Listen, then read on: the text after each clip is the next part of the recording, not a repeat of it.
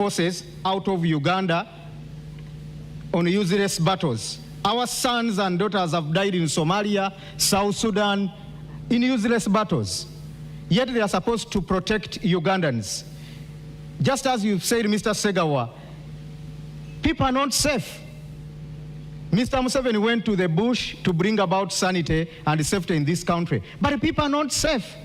There is no safety at all. Insecurity is added on the tortures, on the brutality, and the country totally just needs a change. The Revolutionary People's Party is also looking at motivating the police forces. At least the minimum salary a police officer should get will be $500, in addition to an allowance which will be given by the federal governments in the different regions. And we are going to recruit these police officers according to their regions. It doesn't, why does a DPC from Kiruhura, someone is from Kiruhura and is a DPC in Kapchora? Someone is from Bushenyi and is a DPC in Gulu, as if there are no Achoris who can be DPCs in those areas. So we are going to make sure under the new federal arrangement that we recruit police and position the police ranks according to the different regional setups. This is not sectarianism, but it is someone would well work on, will well serve his people diligently when it's coming from that particular area. We shall have a force.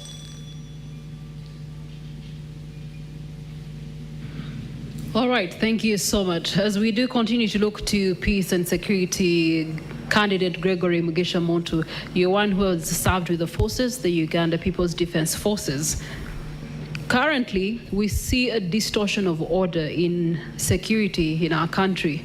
We do have, for example, the Uganda police right now that should be supporting the Electoral Commission in this election cycle. Not new to the eyes and ears of Ugandans. You have seen, and we have seen, deployment of the Uganda police forces as well as the UPDF. We have also seen incidences where the UPDF has captured some people, taken them to the basement, a duty and responsibility that falls primarily under law and order, which should be the mandate of the Uganda police. So we see a breakdown in the system and the dissemination of peace and security in our country. If you were to be elected president, how would you reinstate the rightful order? What's the rightful order anyway to begin with?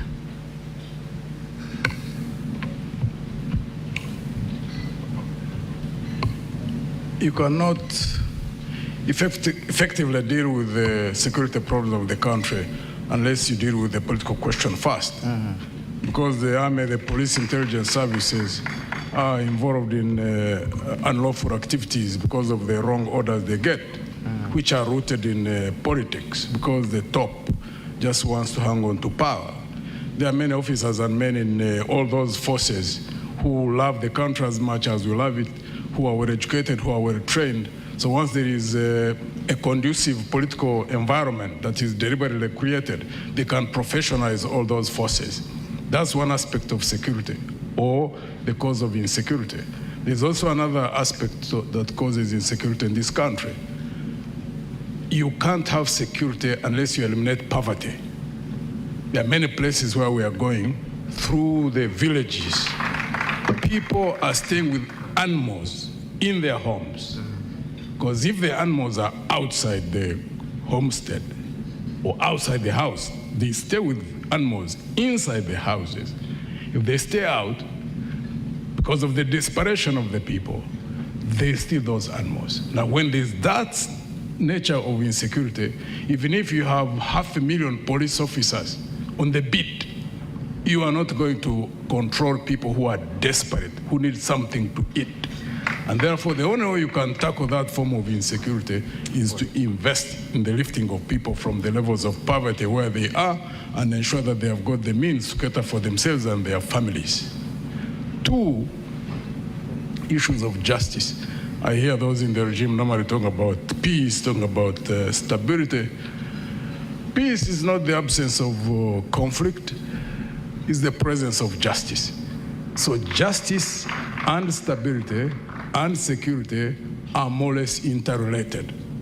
Now, if you use the army, police services, and intelligence services in a state where there is no justice, yes, you can clamp down on people, but know that you are creating conditions for an ultimate situation where there will be an explosion.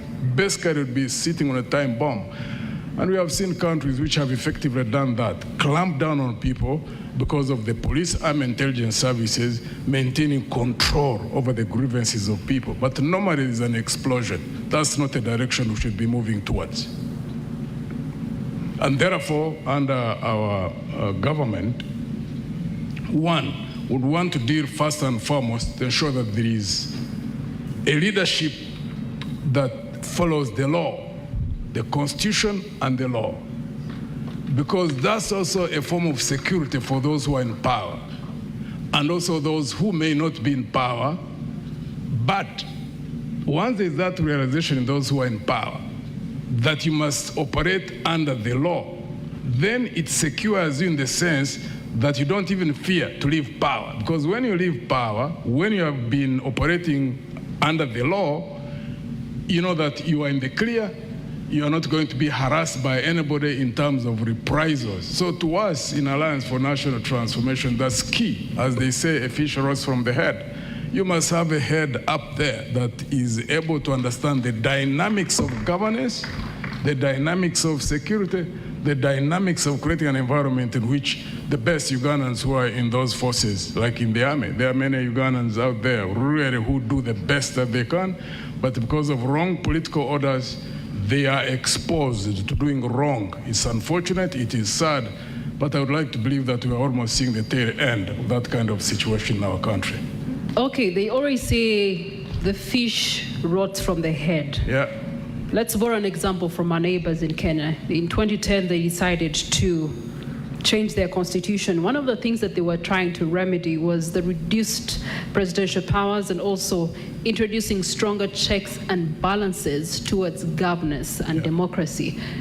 If we were to elect you as president on the 15th of January, how would you treat the current standing constitution as it is and the powers that it gives you as president on the day that you are inaugurated? One of the things that we want to ensure that is processed and reestablished within the Constitution is the question of term limits. However, constitutions alone are not the issue, because we have had many countries where they have been the best constitutions, but they're always overridden. Why? Because of the culture. That's why we keep concentrating on ensuring that we get the men and women who not only talk about these issues of governance that we talk about. The Americans say talk is cheap. Any of us can say about the things that we say.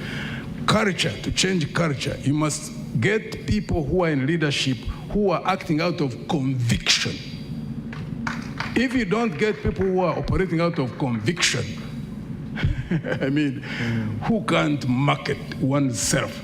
We've seen that happen in the last 63 years. That's why our focus is beyond removing what we don't want. We must focus on doing that we want. That's why we focus all the time in Alliance for National Transformation. Because we've seen regime after regime leaving power and we remain in the same vicious cycle.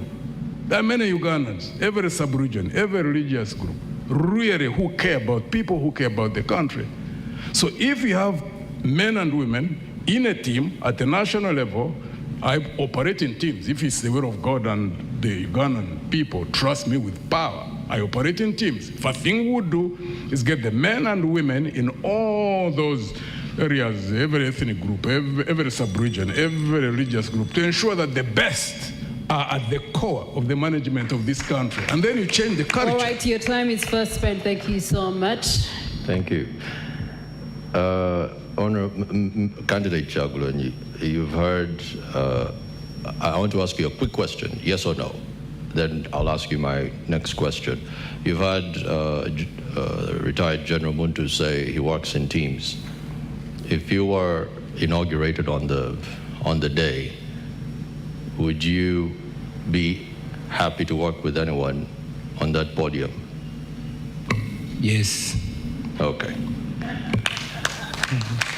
My question is, given that 14 to 17 Ugandans still pay bribes, over 88% see corruption as a concern, tell me, what do you see yourself doing to change our corruption perception index where we sit at 35? I mean, it's terrible. Please ask the question again. So right now, the statistics do show that 14% to 17% of Ugandans pay bribes, Yeah. and 88% of those see corruption as a concern in the country.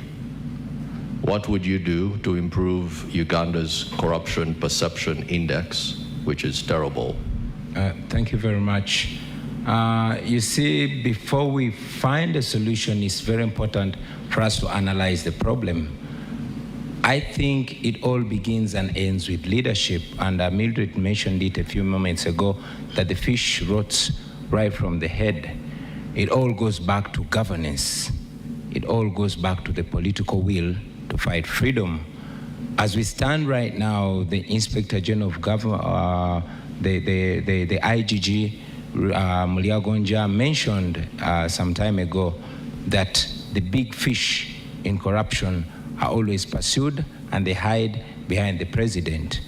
We are in a country where the head of state is the chief priest of corruption. You have seen scandal after scandal, and all the culprits of corruption are protected by the head of state. You saw Anita Among, the current Speaker of Parliament, sanctioned internationally because of corruption by being protected by the head of state. Just a few days ago, a person that the court actually said had a case to answer on corruption, a minister called Lugorobi, he was cleared. Meanwhile, on the same day, other people were being arrested. There was allegations around Parliament, allegations of corruption, and the leader of opposition, who happens to be in presence today, wrote to the IGG to investigate those cases, and the IGG went mute. You have seen scandal after scandal in Parliament, 40 million bribe, 50 million bribe, 100 million bribe, all in exchange for the passing of classified money to be used by General Museveni, etc., etc. We have demonstrated our stand on corruption with the little power that we have, and we indeed continue to commit to Ugandans that as president, I will lead by example. When the president fights corruption, when the president observes zero tolerance to corruption, it goes down to the ministers, goes down to the permanent secretaries, and all the way down to all government officials. Our commitment will be zero tolerance to corruption. We've demonstrated that, and we will ensure that anybody that puts their hand in public money, the hand will not come out there, but the neck will go there as well. Thank you. All right, thank you so much, Robert Chagulanyi. Nandala Mafabi, if you were to become president, how will you change what Mugisha Muntu referred to as the culture? So there's the command culture that we're seeing right now. There's the oversight of security forces, and in the most recent days, as has been pretty much the last 3 electoral cycles, we have seen infringement on rights and freedoms and a fair playground for all the 8 candidates in the race. Right now, you were 8. You've been able to see what has happened to Mwami neighbor, Robert Chagulanyi Sentamu there, as he was traversing areas of Mukono, Kayunga, the tear gas, and some people, as we speak, are not here with us today simply because of that. If there were some people in your government that were not happy with how you were doing things, how would you deal with them? First, to begin with, security is a cost. Currently, the budget of the current government security is 9.7 trillion. 9.7 trillion. Instead of creating jobs or investing money in what? Security. And purposely to protect an individual. If you went now on the street, the insecurity you'll get there is not of a gun. You'll get an insecurity of somebody wanting to find something to eat. And that's why we're saying, first and foremost, to deal with the insecurity, you look at three things: the poverty, the inequality, and the injustice. If people have what to eat, they will not be on the street. There will be less cost in the security to police them. If there are inequalities, people will want to have equality. And as a government, you should ensure there is quality. Even our constitution is very clear. The country must be developed equally, where those who are less developed are given a special consideration. And this also brings a problem. Injustice. You treat others differently, others don't obey the law, is very dangerous. So what will happen? A good government should follow the rule of the law. And the rule of the law means everybody is equal before the what? The law. Currently, let me go ahead a bit, then I come back to security. Currently, we are getting political judgments, not getting judgments following real justice. And the first place where people should be dealt with is judiciary. Now, in Uganda, the head of state is the same as the head of government. And you know, government is the one which consists of the executive, the legislature, and the judiciary. Now, he's the head of state, he's the head of government, he interferes in all this. And the first thing to deal with is to reduce the powers of a president. So that's the first thing to deal with. And another thing which for us we're looking at is to restore even term limits and the age limit. Now, what will happen now? If you are not agreeing with somebody, you have no pass as head of state to be able to determine the case. There should be processes to determine. And the judiciary should be the one which works. The parliament should be the one which also works. And of course, the executive controls the police should be the one which works. I believe if police was a real police force, which is supposed to protect the citizens of Uganda, to maintain law and order, it wouldn't be the one to fight the citizens. And that's what we're saying. The police should be a professional police. That applies to the army.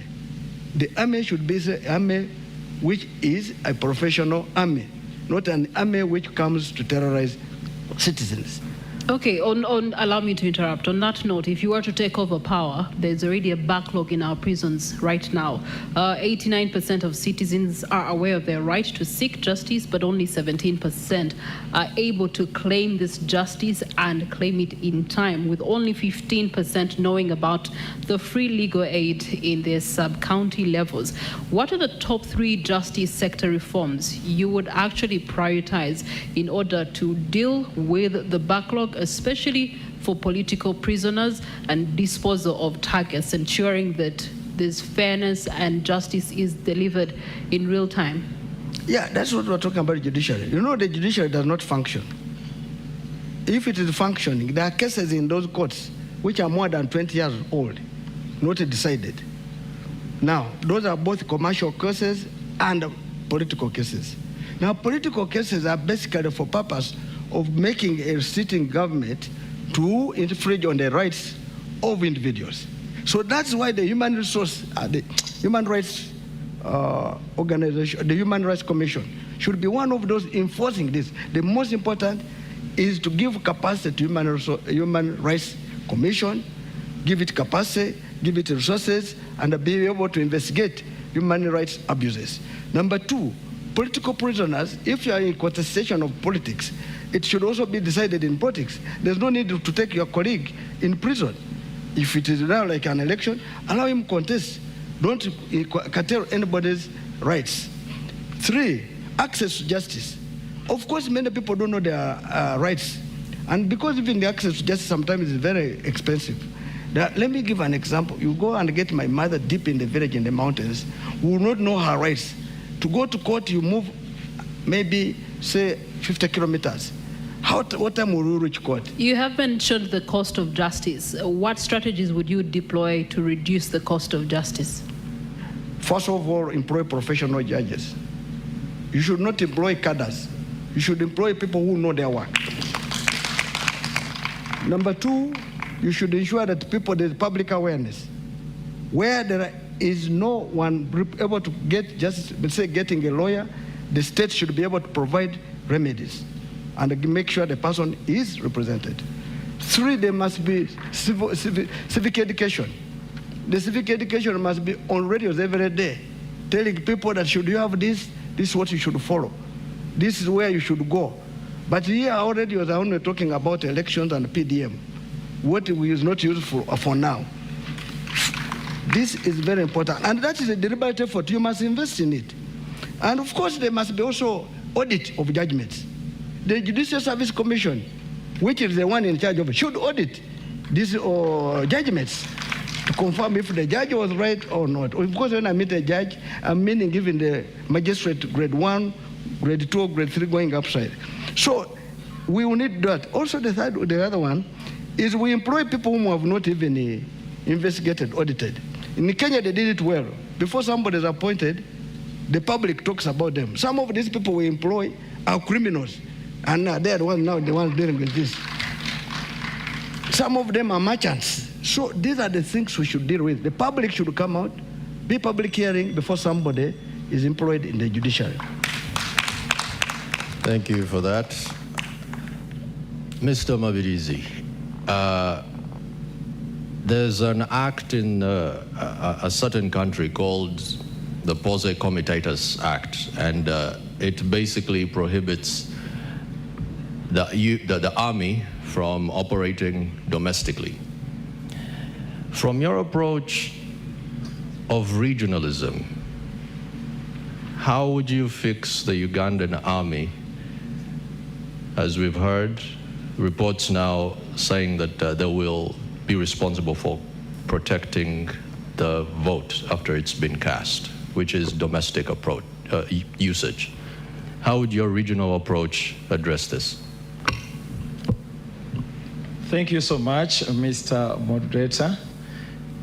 First of all, I want to arrest your fears. I'm going to start from the other end, not from where you want me to start from. You've heard me talking about regional governments. If you can recall, in 1980, there was a man called Mayanja Nkanj. Mayanja Nkanj, he could raise out his two fingers.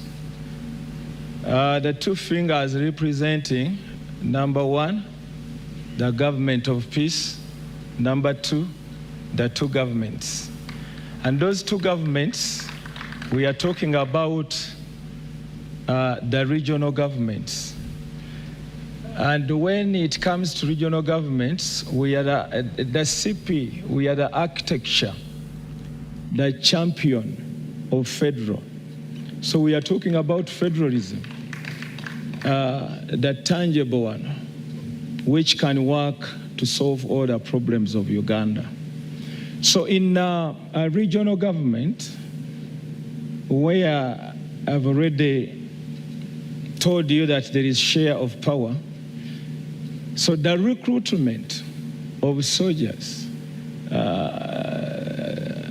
the policemen and so forth, it depends on the population of the region, or per region. Not only that, but in every region, because it is in the set of a federal government, in every region, they have got judiciary department. In that small government, if in the courts call them small governments, they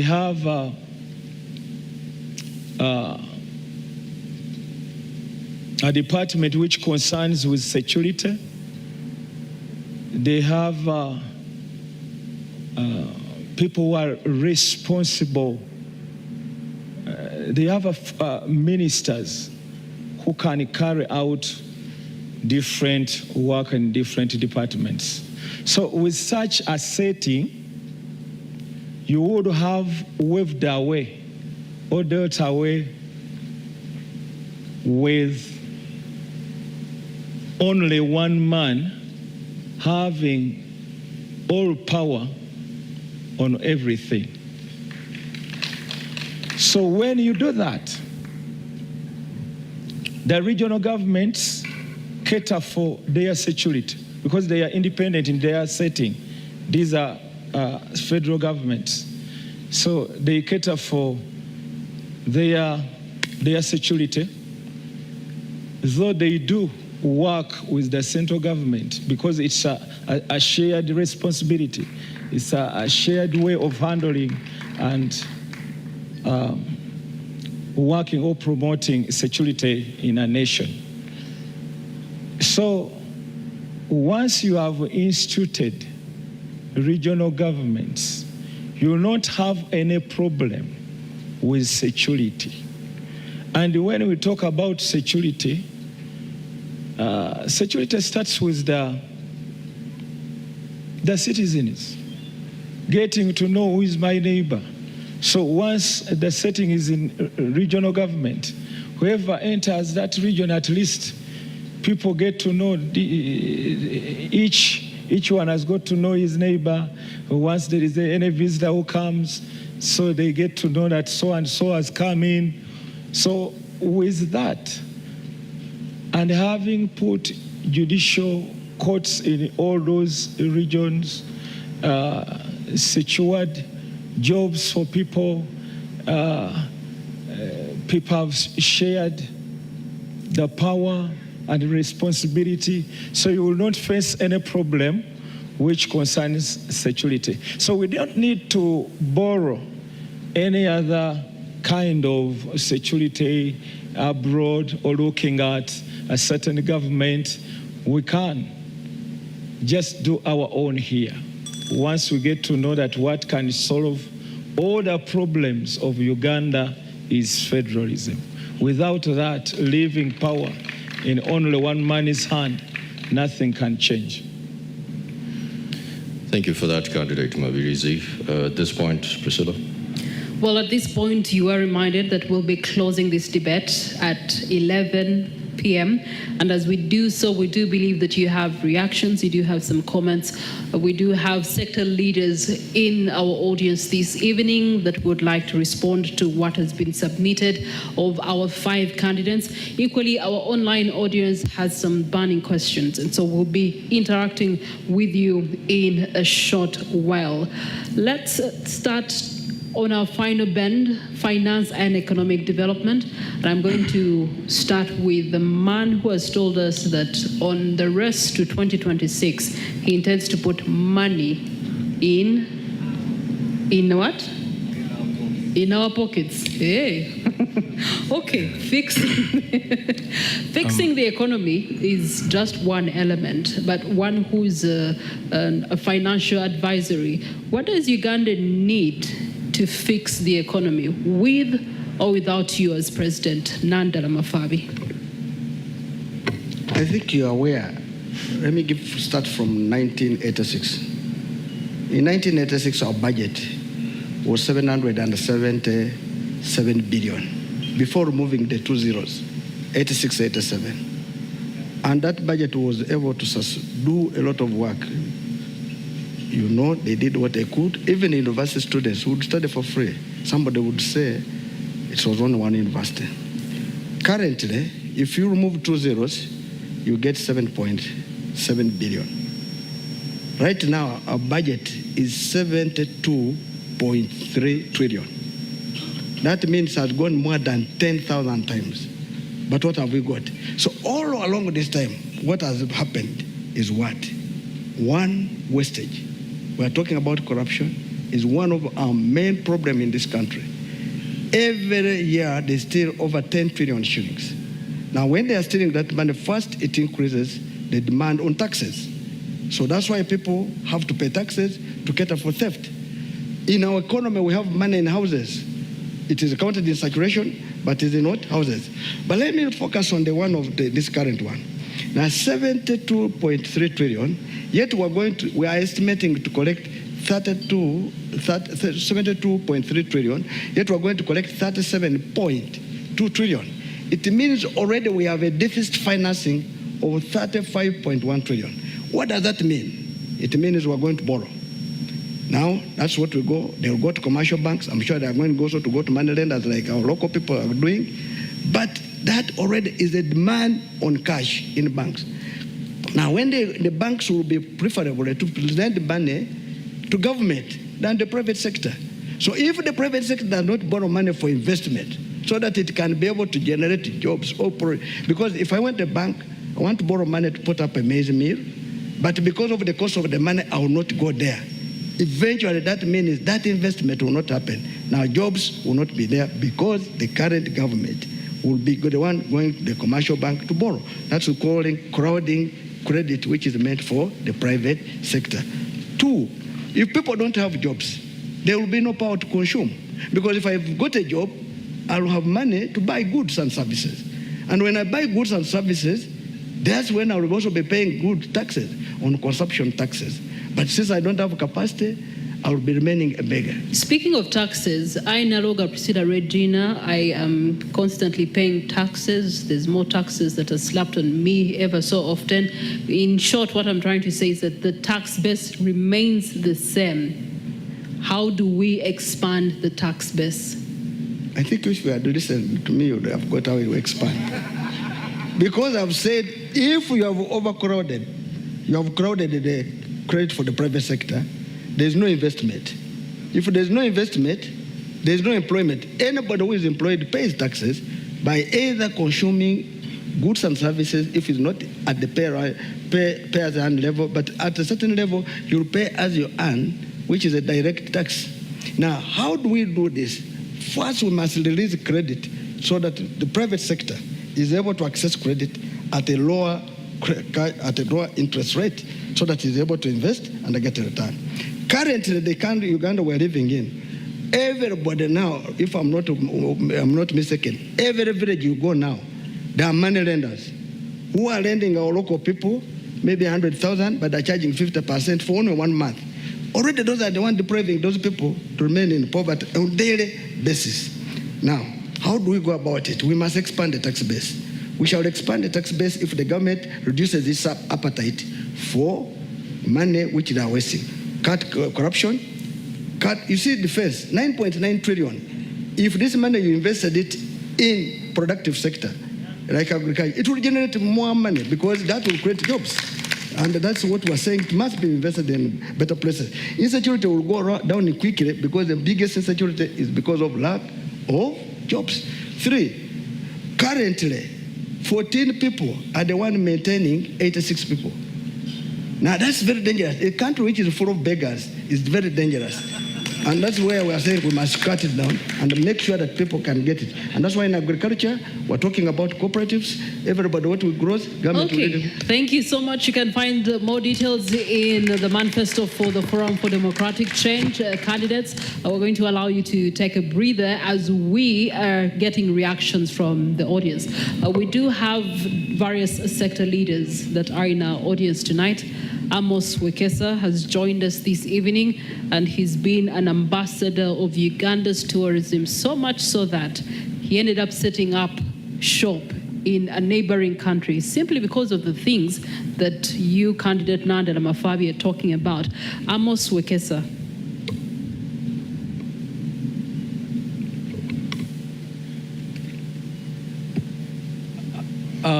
Good evening. I'm not a politician, so I don't know protocol very well. It's been thank you so much, NTV, for inviting me this evening. And thank you, presidential candidates, for very good insights that we've listened to this evening. Of course, I will be a little bit biased that Mr. Honorable Munti did a fantastic job in dissecting tourism. I was actually shocked that you related it to everything else, to security, to the market. Yeah, if 4 million tourists arrive Uganda, each of them will eat 2 eggs a day, and they spend an average of 8 days in the country. You just do the mathematics. An omelette, they will be willing to pay $10 for an omelette. You know, you just grow the economy instantly. I also say, when Honorable Kyagulanyi, you had a very fantastic write-up in the manifesto about tourism. I was actually very impressed. I think my only concern is that it's not being sold well. I think we need to sell that dream. Yeah, it needs to be sold a little bit more. I also want to say that tourism, the reason why they say tourism is Uganda's lowest hanging fruit is because of the potential we have. The great weather, the mountains, the lakes, the rivers, the people, the culture. It's just so low. And then tourism this year earned the whole world about $10 trillion. But if you just remove the $10 trillion and put on the side and go just for sports tourism is one of the fastest growing sectors. And Ugandans are extremely very talented. It's just that a lot of them don't have the opportunity. This year, sports tourism earned $800 billion across the world. By 2032, it will be earning $2.2 trillion just by doing sports. Amos Wekesa, in the words of the incumbent, therefore, one of our biggest challenges as a country is that Uganda is not a brand. Every Ugandan must talk about this brand called Uganda. We're going to put the shelves out there. I would like to hear from the candidates what type of brand Uganda will be, because right now it's a brand which is partly majorly not known. If it's known, it's not known for the good things. What kind of positive brand can you guys put on the shelves in the world? All right. Thank you so much, Amos Wekesa. We also do have Yvonne Mpambala that is on the floor this evening, and she too has reactions. Yvonne?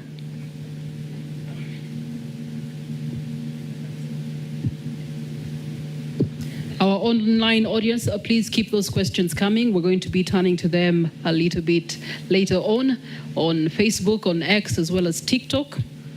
We're also streaming live on our websites, NTV Uganda, as well as Daily Monitor. Yvonne? Thank you so much for the opportunity. I'm glad that NTV has put a very spirited fight for us to be able to be at this debate. It's very unfortunate that we have 3 candidates that have shied away or cowered away. That's what I would call it, because it's very key for majority of our presidential candidates to come here and put a spirited fight in terms of what they feel is the vision for Uganda. So I appreciate the candidates that have made that deliberate choice to be here, and Uganda does not take it for granted. So we see you. Thank you. It's becoming very, I would call it problematic from the kind of generations we come from, that, you know, the voter apathy in Uganda has gone high because Ugandans no longer believe in the systems, not even elections. They don't believe in elections anymore. I feel that is one of the biggest problems, because we are going to sit on these platforms and talk and give the visions. Alternatively, majority of you have very good visions for this country, but we don't want to lie that Ugandans might not be listening because they've given up. What is the vision to make Ugandans believe again? Past just the normal words we put out, past the manifestos. Sometimes we are too lazy to read these things. I don't want to lie to you. So we don't see the vision from those booklets. We don't see, what do we do to bring the hope back to Ugandans, that Uganda can transform and become a better country where all systems work, where we believe in the kind of leaders we're putting in place, where we are sure that we are all included. I'm seeing so many men seated in front of us. What makes you think that the voices of women are included in the discussions you're having? These are tough questions, because we feel as good leaders, if you're going to cover for majority of the population, what is your fight? Is this largely about competition just for presidential, or you have an actual voice for saying we want all Ugandans included? All right, thank you so much, Yvonne. I believe the candidates, you've gotten her point. Priva, I do believe you also do have a reaction for us in the house. To our audience on KFM and Dembe FM will also be coming to you. Equally, those of you that are streaming live on YouTube will be with you shortly. Priva. Miss Kasire Evelyn Kent, talk to us. What do you have to ask? Thank you so much. Evelyn Kent Kasire, candidate to Manempi Kampala, under need flag bearer. My question goes to Nandala Mafavi.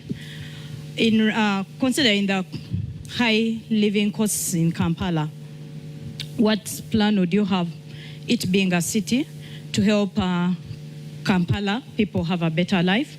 And the second question is, at what point in time did you make up your mind to use money in your pocket as your slogan, considering we had presidential candidate, a need presidential candidate, Joseph Kableta, who has been using the same slogan since the 2020 elections, and assuming he had been nominated, would the two of you still have carried the same slogan?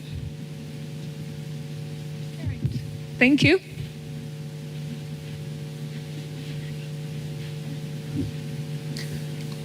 There's another gentleman here. Please make your submission. Thank you. My name is Agaba Mzora, and I'm from ANT Party. I'm also a candidate for Member of Parliament for Kampala Central, representing ANT.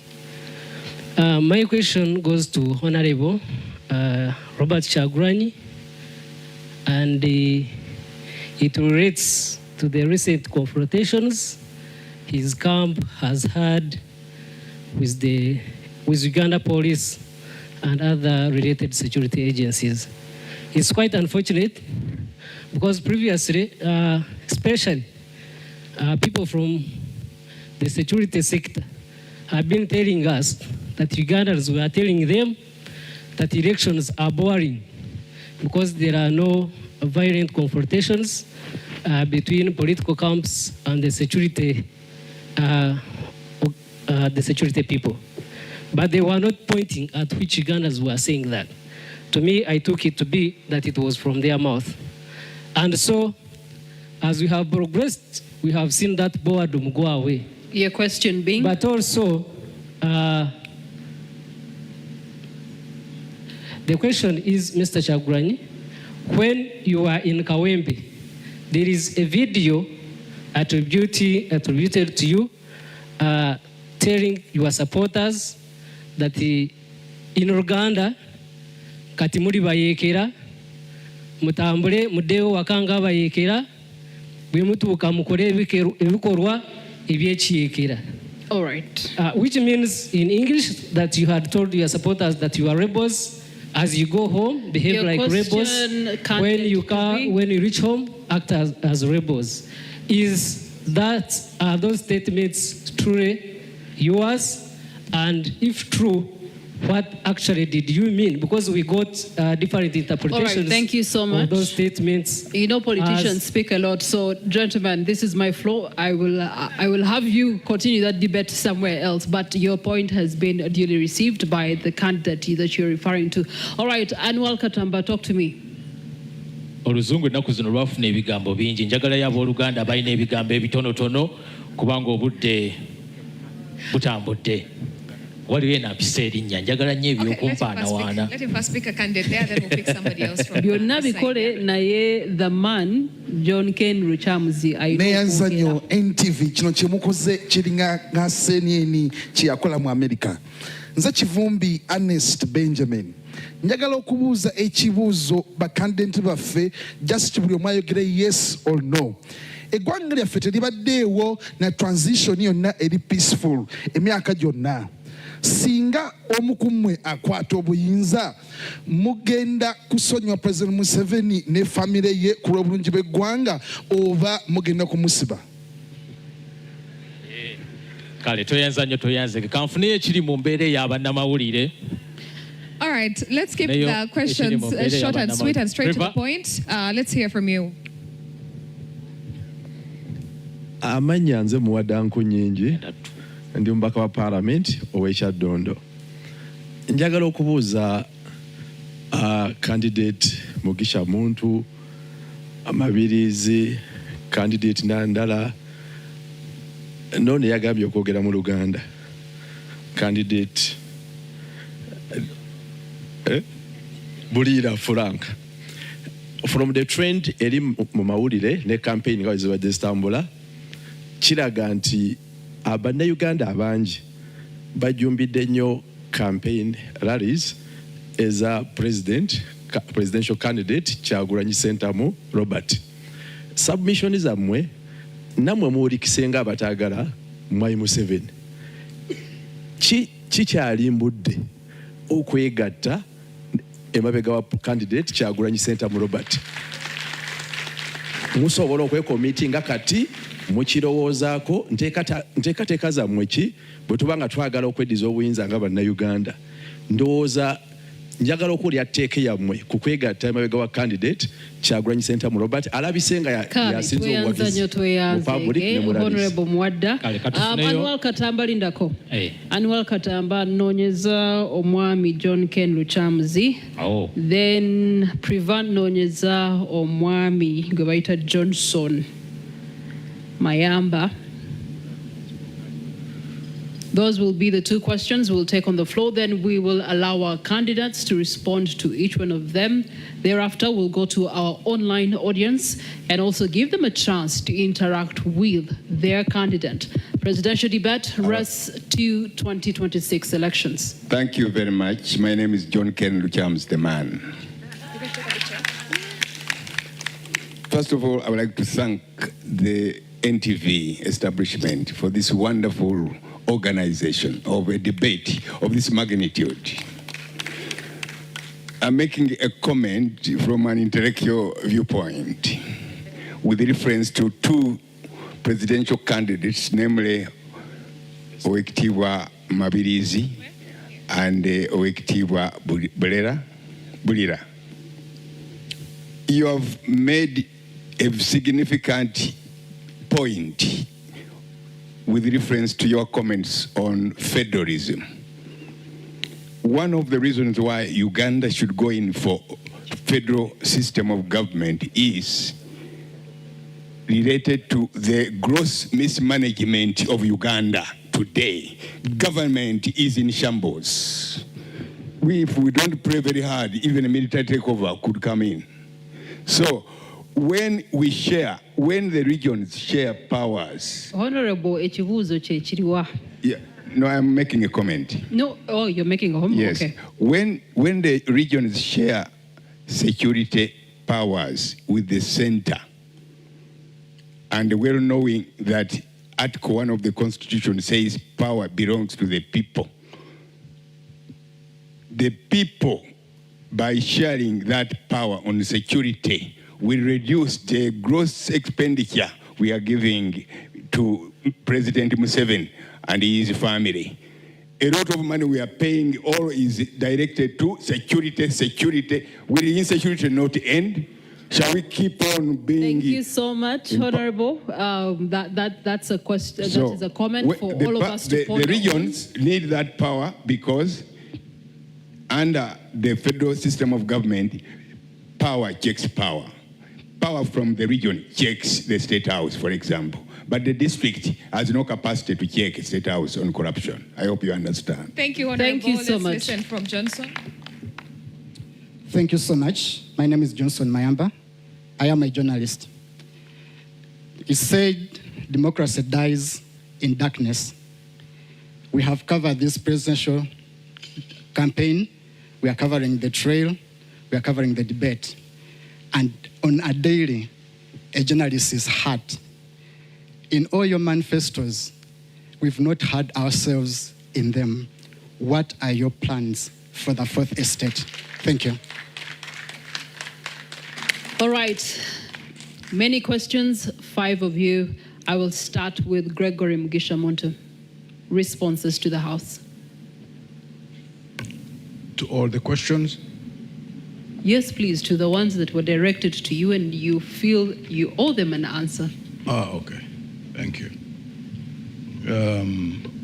I think one which was specific was from Honorable Nkunyenji Muwada, because he was asking whether we are ready to go behind Honorable Robert Kyagulanyi. Well, we're always open to discussions as Alliance for National Transformation, but we've also had experiences in the politics of this country. It depends on the basis on which one would make the conclusions that the country has made a decision. Because I've been in a party called Forum for Democratic Change, and I know that in 2011, 2016, we generated crowds that I have not yet seen in this country. Unfortunately, we didn't take power. So I always know, and I've always spoken out, it's not something that I hide, that winning is one thing, taking power is another. You have to have two different strategies for both. So if we are to sit and agree on the strategies for both, rearrangements could be made. I have no problem with that. Thank you.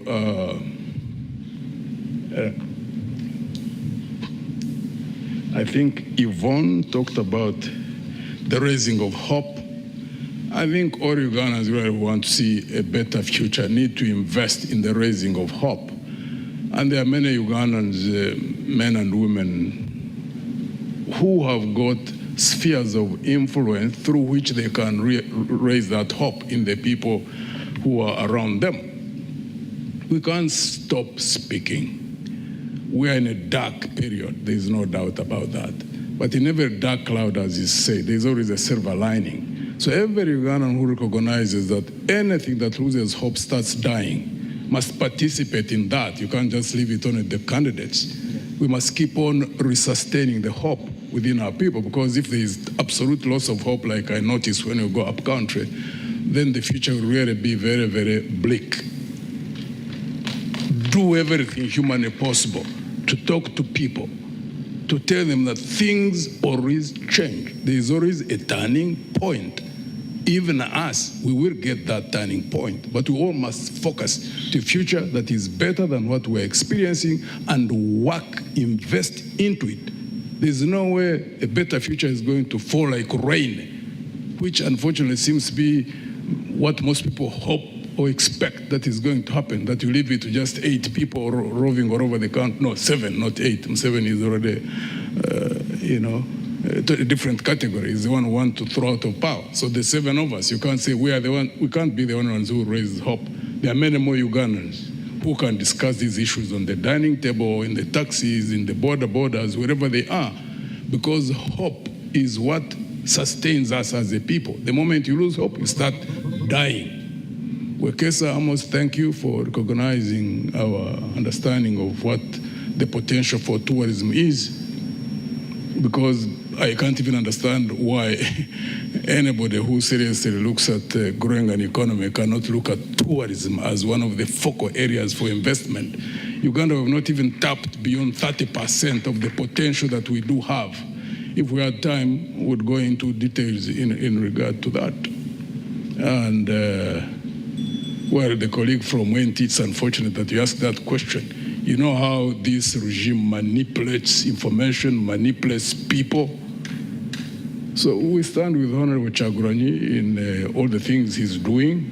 It's unfortunate that the security services are really focused on breaking the crowds which they do have, which they used to do to our candidate in FDC when we were there. They have a way of trying to do things in such a way that they cause clashes within the opposition forces. We will not allow that. Even when we are separate, even when we are running different campaigns, we will stand together against the tyranny of the regime.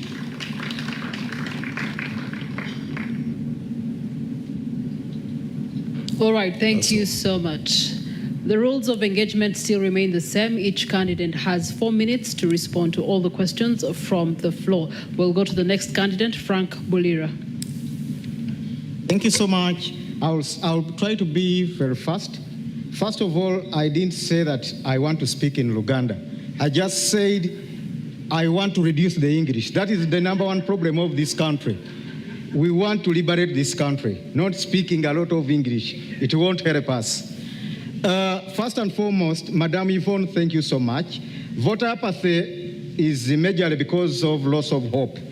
It is with the opposition, apparently, that has to give hope to the majority of Ugandans on the opposition.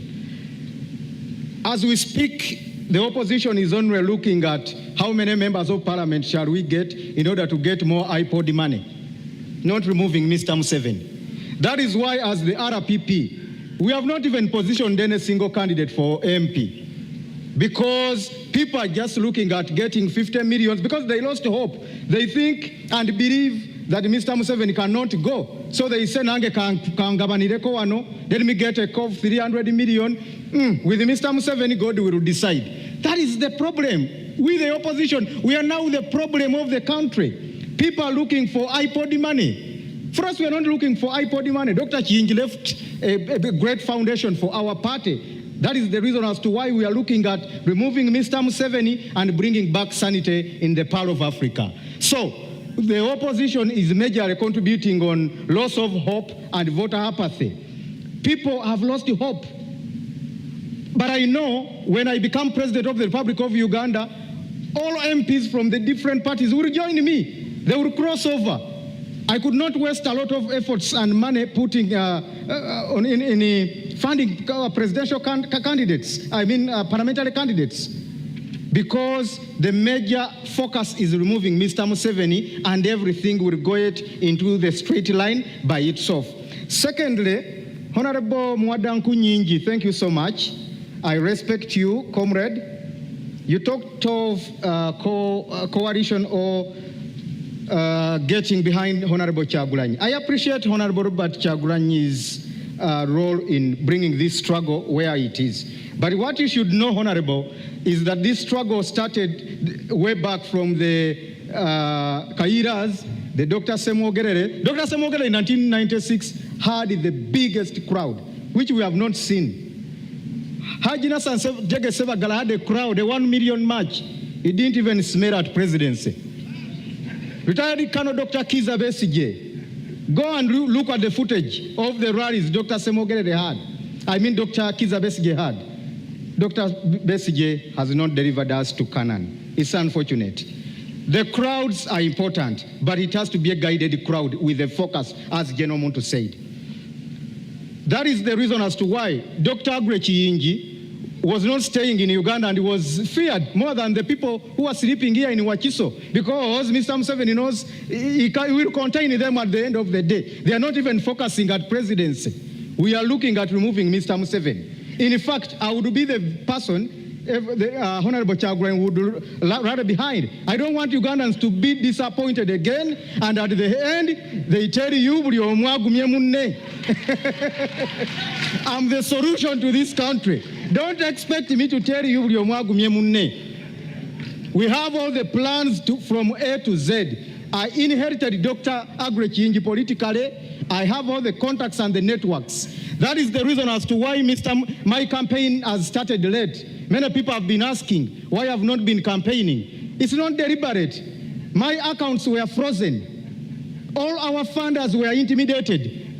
Mr. Museveni called Sheikh Maktoum, the king of Dubai, and told him, unless you are opening up UAE and Uganda, don't support this guy of Dr. Chiyingi, because he knows Dr. Chiyingi has investments in UAE. President Hakainde Hichilema of Zambia was intimidated. My container of T-shirts from China was confiscated. Candidate Frank Bulira, the good news they is should that all you come are behind seated. me. I'm the only person to redeem this country. Thank you very much. And the good news is that you're seated next to the man himself, Robert Kyagulanyi Ssentamu. What saith you to the responses that have been presented on the floor this evening? My response would be,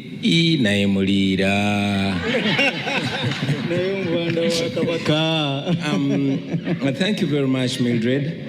I feel at loss because as a present victim of security, I did not get opportunity to be asked for a comment about security, and as a way of blocking and bridging, you would allow me just to wrap very quickly my comment on security. And it all goes back to state capture, because that is the problem. Every institution of state is captured, including the military. And unfortunately, it's the military that is being used to capture the rest of Ugandans. The question of the military was settled way back in 1995 when the current constitution was promulgated. Under Article 208 of the current constitution is to the effect that the UPDF shall be non-partisan, the UPDF shall be national in character, and the UPDF shall be subordinate to civilian authority. Unfortunately, that law is nothing more than the paper on which it's written. Now, the UPDF is reduced to a tool of oppression. It has been said before that there are no bad soldiers, there are only bad commanders. And the statement is true with the UPDF, because now you will notice that the problem begins with the appointments. The appointments are done according to relationship, and sadly, according to DNA.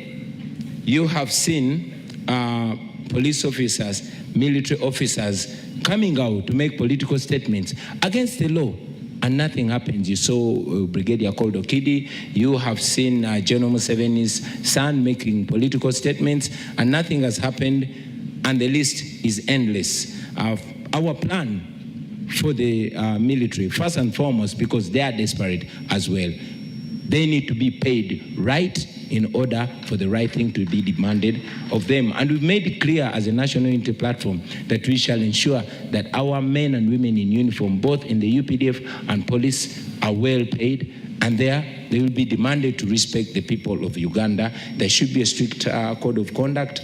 Recruitment and promotion shall be done on merit. And also, it's very, very important for me, on behalf of the National Unity Platform, to commit that while I'm president, I will never, ever use the military or the police to play politics. Now, having made that comment, allow me very quickly to respond to the questions I heard from Mwakesa, and I appreciate your efforts and your contribution to the tourism industry. But we must understand that it all begins and ends with governance. Just go to Google and type in Uganda. Imagine you're outside Uganda and type in Uganda. You'll see what it brings to you. Will that be reason for you to tour Uganda? So it is not us to create an image or a brand of Uganda. The brand of Uganda is being messed by those that are in power, and it is upon us to remove them from power so that we can present a good brand. Uganda is one of the most beautiful countries in the world, and our tourism potential is robust, but it is being messed by those that are in power, because what matters to them is not what the country gets. The main occupation of the state in Uganda is regime survival, not serving the country, not developing the country, not developing any sector. My brother from ANT mentioned that I said, yes, I said that. I've said it many times. I'm saying it right now. I'm a rebel, but I'm a legitimate rebel. You've seen the president of the Uganda Law Society calling himself a legal rebel. I'm a legitimate rebel. I'm just like the Museveni of the 1980s, only that we are non-violent. That's the difference. Okay, we are within the law, we are non-violent, but we Mr. are rebels, we operate like rebels. Allow me to just stick to what you were talking about. Yes, please. There's a question here from Mr. Chigongo, and he's asking, what are your plans towards bolstering multilateralism as well as bilateral relations? Present yourselves as Ugandans. Let us present Uganda on the same moral standard with our country, with other countries. We want to relate with Kenya. Kenya has a semblance of democracy. We want to relate with democracies, but we are bringing dictatorship to them. Let us level up. Let us have the moral standard. Let us be on the same moral standard with other countries, and we are going to be respected. Now we are not respected, we are only feared.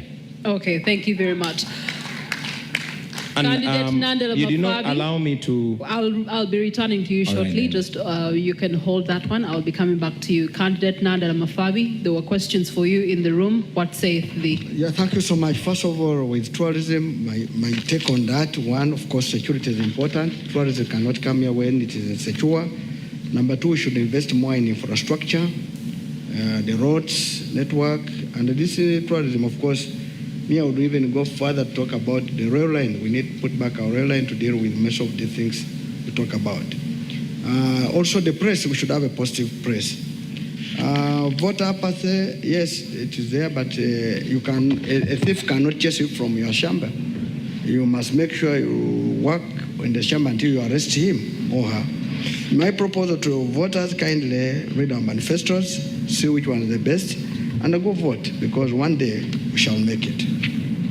Amin said that if the referee is biased, when you're playing football, make sure you score a goal where even the blind sees that it has entered, so that it cuts the net and everybody confirms. I think this coming election, if we all voted and voted the NRM out, everybody would see, even if Yamakamauru have nothing to say. High cost of living in Kampala, everybody know high cost of living is everywhere. I think you, because you stay in Kampala, maybe people can even afford something, but there are people who are going without anything for weeks. So I want to assure you that high cost of living is a result of cost of production. We have high taxes, we have high cost of production. Now, we have talked about electricity, it's very expensive, and that's why electricity is one of the catalyzers to make production. Water, mention it, and in Uganda, the tax exemption are given to foreigners. So we are the one who bear the burden for foreigners instead of the Ugandans. Corruption is also another cost, because when the costs are, taxes have to be put there to tax you, so that they're able to cater for the corruption of the 10 trillion. You said, I copied your motto, no. We said fixing the economy, money in our pockets. I don't know if yours is like that, but I'll also give you an example. Busoga College, where I went from, where I started from, it says, Kurakatonda negwanga lyaffe, for God and our country. And the motto of Uganda is for God and my country. Should we also say that Uganda copied from Busoga College?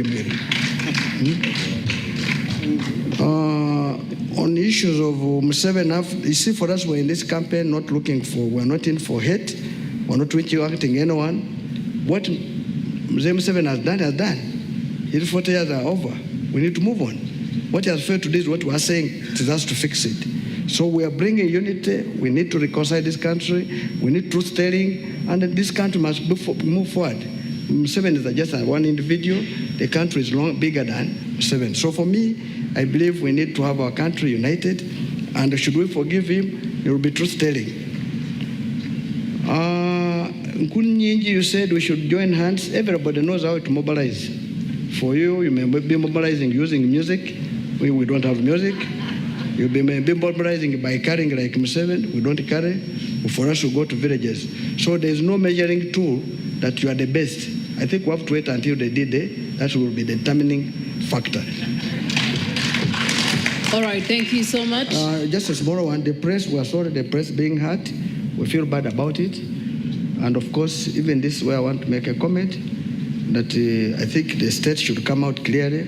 We need EC to come clear about this, because there should be fair play. We don't want any candidate to be, his or her supporters be hurt. We need each electoral commission should take charge of the election. But I also had the electoral commission chairman saying after voting, everybody should leave the polling station. I thought this gentleman was a judge.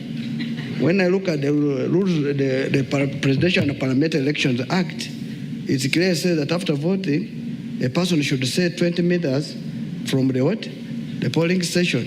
Is that the same way by saying people should go home? That shows there's lack of people of understanding in this country, and these are the people who are going to be the referees. We want to pray to God that they learn the law and understand it. What do you want to do at the polling station by chasing people? You must be wanting to steal. Let him come out clear to tell us. All right, thank you so much. Mr. Joseph Mabirizi. Number one, I want to arrest the fears of voters where they have given up elections. We have got solutions. Have been working on this for 12 years. We know very well that there is vote rigging and so forth.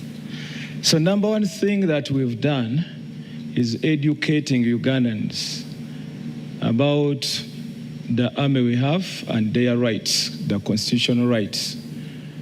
When you add the policemen and the soldiers, we have 106,000 soldiermen or gunmen. And the recent census which was carried out, we are over 45 million, and they did not come to my home. So we have already mobilized people who are more than 3 million. If Justice Byabakama decides to announce any other person giving our win to another person, then the 3 million people, us who are not cowards, we shall raise and fight against that. Secondly, we have offered a safe landing for the predecessor to be.